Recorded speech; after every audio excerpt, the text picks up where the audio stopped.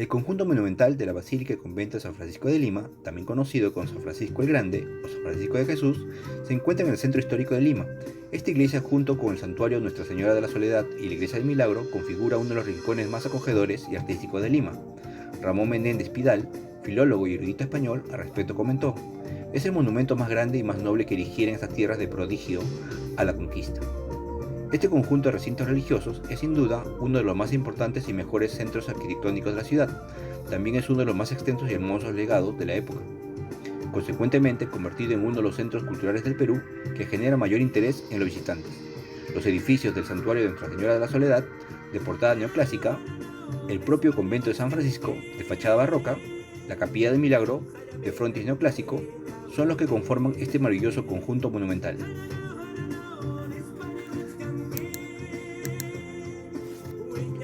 Una vez fundada Lima el 18 de enero de 1535 por Francisco Pizarro, como es de conocimiento general, se trazó el plano de la ciudad y se distribuyeron los solares.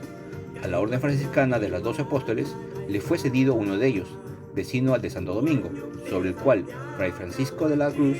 levantó una pequeña ramada que usó como capilla. Al cabo de un tiempo, el padre de la Cruz tuvo que asentarse, y como no había otro franciscano en el valle, el solar quedó abandonado. Pizarro lo añadió entonces al que había sido dado a los dominicos y destinó otro para los franciscanos, en el lugar que ocupa hoy la Capilla del Milagro. En el año de 1546 llega a Lima Francisco de Santana, quien luego de recuperar el terreno logró edificar una modesta y pequeña iglesia, la que después fue mejorada y ampliada conjuntamente con el convento por el virrey de Perú, Andrés Hurtado de Mendoza, protector de la orden.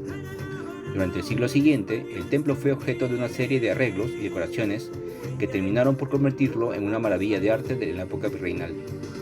Su construcción no era en aquel tiempo muy sólida, por lo que en 1614 el arquitecto y obrero mayor del convento, Fray Miguel de Huerta, advirtió que los pilares del templo tenían escasos cimientos y estaban colocados sobre cascajo.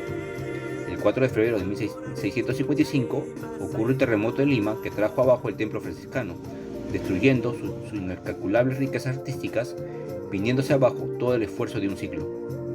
Felizmente la orden no se amilanó ante esta dura prueba. Francisco de Borja, su comisario general, fue quien contrató los servicios del arquitecto portugués Constantino de Vasconcellos, quien realizó los planos, y el alarife limeño Manuel Escobar para encargarles que edificaran un nuevo templo en el mismo sitio. Y así aconteció que la primera piedra fue puesta por el virrey de entonces, Luis Enrique de Guzmán, conde de Alba del Este, el 8 de mayo de 1657, y luego en 1669 se hizo cargo de la obra el nuevo comisario general de la orden, Fray Luis de Cervela, quien logró culminarlo. El nuevo templo fue inaugurado con gran pompa el 3 de octubre de 1672, continuándose las reparaciones en el interior del convento hasta 1729. Interiormente, en la actualidad, el convento presenta atractivos que vamos a ir describiendo de uno a uno, conjuntamente con sus notables patios y jardines que están rodeados de arquerías con zócalos de azulejos sevillanos del taller de Hernando de Valladares. Según cuentan las tradiciones escritas por Ricardo Palma, dichos azulejos fueron colocados por Alonso Godínez, natural de Guadalajara, España, quien había sido condenado a la horca por haber dado muerte a su esposa, el mismo que al ser confesado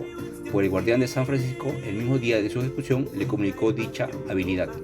Sin perder tiempo, el confesor se trasladó inmediatamente a Palacio para solicitar el perdón de Godínez, lo que consiguió bajo la condición de que éste vestiría el hábito del lego